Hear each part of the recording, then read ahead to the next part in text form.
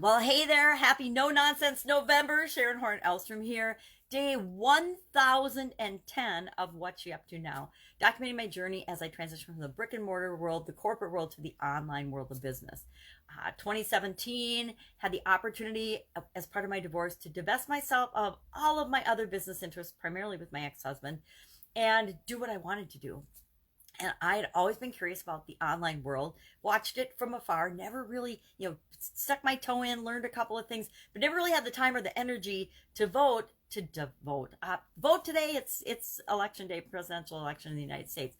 I never had enough time to devote to actually figuring out the online stuff, how to do things online. And sometimes there's this belief, I don't know where it comes from, but we think that when we're going to go online, we got to figure all this stuff out ourselves, especially when we're going to create our own online business. For some reason, this false belief comes in that you got to figure it all out. You got to do it all yourself. And it was probably 2+ years into my journey that I realized, oh my God, why am I trying to figure all this stuff out myself? I never would have done it in the offline world.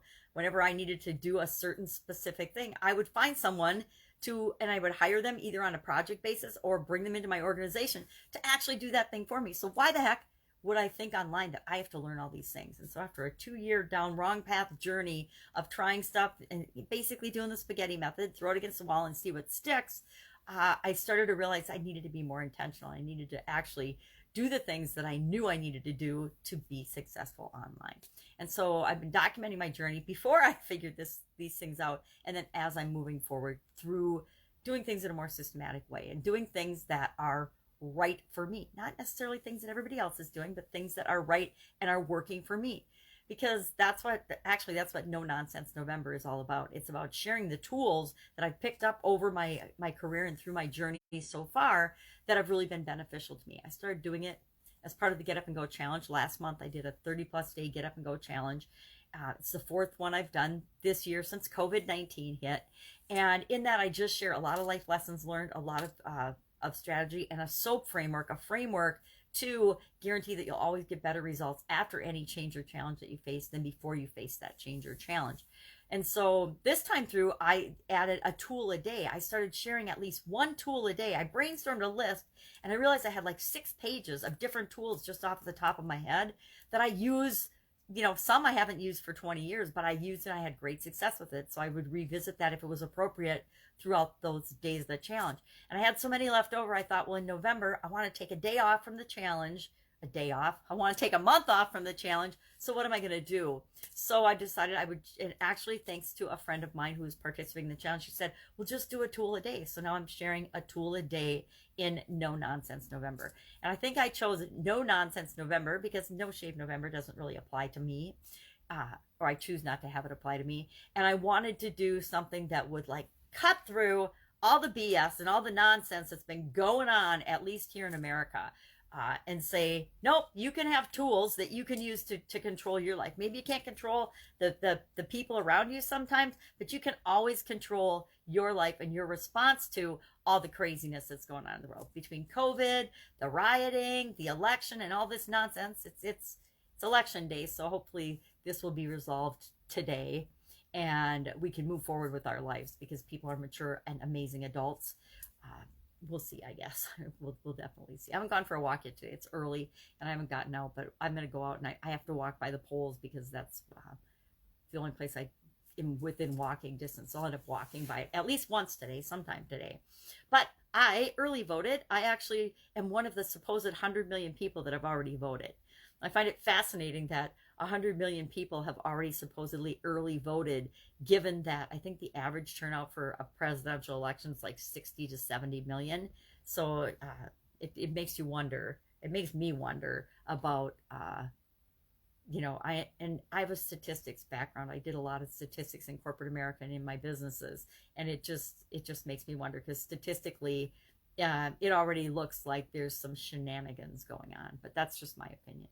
All right, so No Nonsense November, journaling today. We talked about the tool of journaling and how powerful that is. There's been decades, like 30 years worth and hundreds of studies on the power of journaling and the benefits of journaling, writing stuff down. There's the famous goals study where they followed college graduates and I'm going to paraphrase and mess it up, but they followed college graduates, tracked their performance. Those that literally wrote down their goals, they were like 1% or 3% of the class.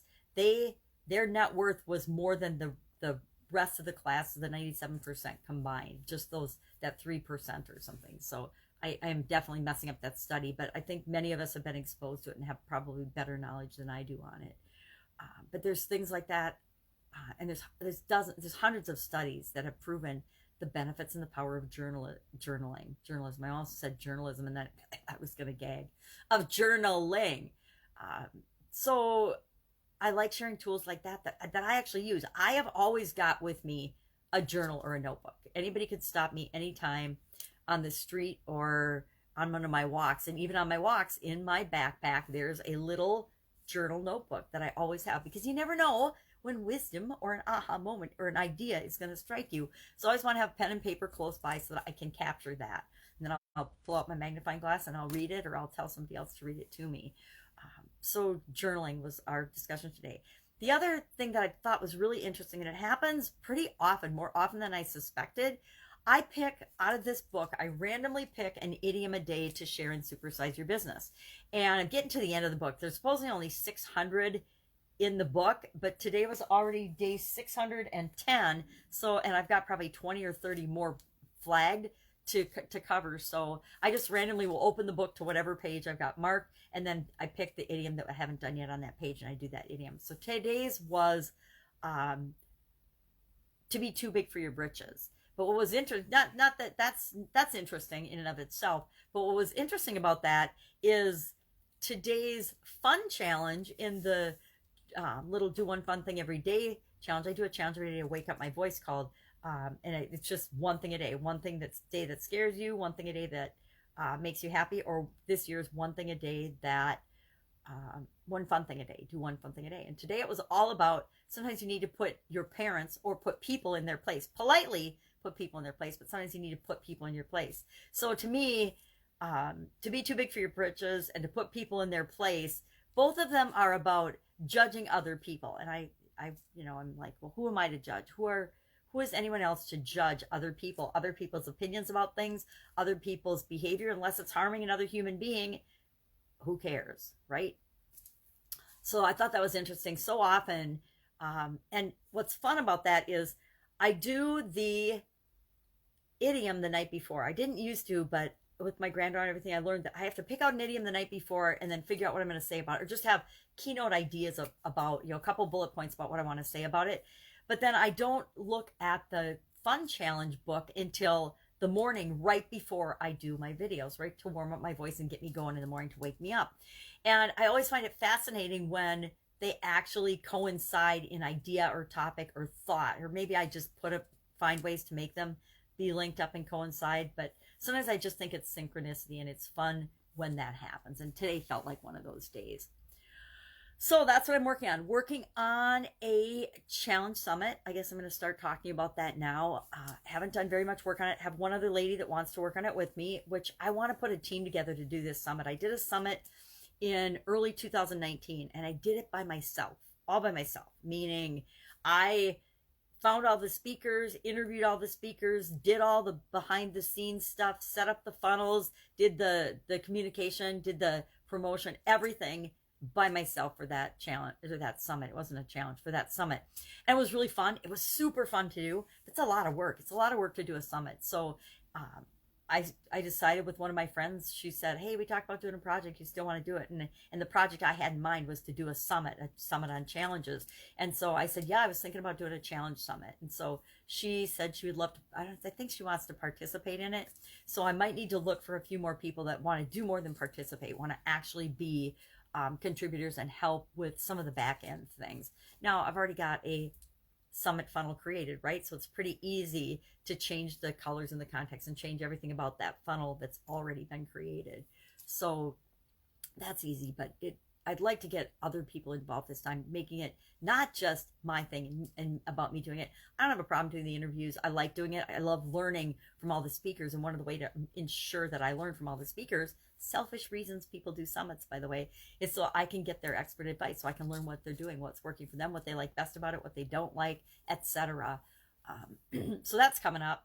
And then I have been dilly-dallying about my challenge book. I need to really commit to getting her done by the end of the year. I think I need to say, hey, I will have my challenge transcript done by the end of the year, because otherwise it won't get done. And I'm saying not wholly done, but my version, my first run through it, done and committed to paper, so that someone else can take it and edit it and do the cool things that they do with books that I don't really know how to do, especially given the other things that I'm working on. So I think I need to make sure I commit to that as well. So what are you committed to doing before the end of the year? What are you interested in having, doing, or being? How are you going to finish off this year? How do you want to finish off this year? I want to finish off this year strong, because this has been one of those years where you just want to say, life, I'm going to show you that no matter what you dish out, no matter what you throw my way, I'm going to make it through it. I'm going to handle it. I'm going to come out better than before I experienced all this chaos and all this craziness and all this nonsense. So that's my mission. That's my plan. What's your plan for the rest of the year? All right. Have an awesome day. Any questions I can help you out with? Ask in the comments below. Even if I can't help, I can find you somebody that will, or something that will. I'll be with you tomorrow. Have a great day. Go vote if you haven't voted. Take care. Bye.